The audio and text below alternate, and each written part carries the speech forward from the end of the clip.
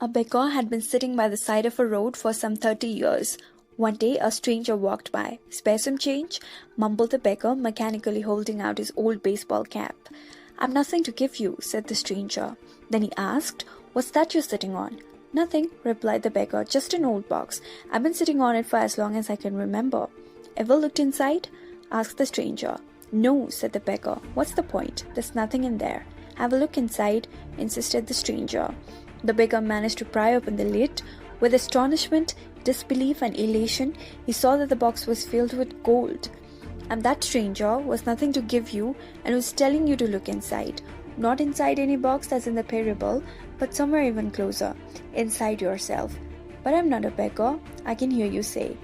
Those who have not found their true wealth, which is the radiant joy of being and the deep, unshakable peace that comes with it, are beggars, even if they have great material wealth.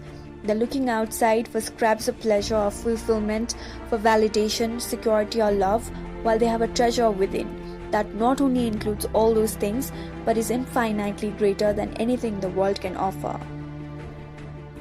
The word enlightenment conjures up the idea of some superhuman accomplishment, and the ego likes to keep it that way. But it is simply your natural state of felt oneness with being. It is a state of connectedness with something immeasurable and indestructible, something that almost paradoxically is essentially you and yet is much greater than you. It is finding your true nature beyond name and form. The inability to feel this connectedness gives rise to the illusion of separation from yourself and from the world around you. You then perceive yourself, consciously or unconsciously, as an isolated fragment. Fear arises, and conflict within and without becomes the norm. I love the Buddha's simple definition of enlightenment as the end of suffering. There's nothing superhuman in that, is there? Of course, as a definition, it is incomplete. It only tells you what enlightenment is not. No suffering. What's left when there is no more suffering? The Buddha is silent on that, and his silence implies that you'll have to find out for yourself.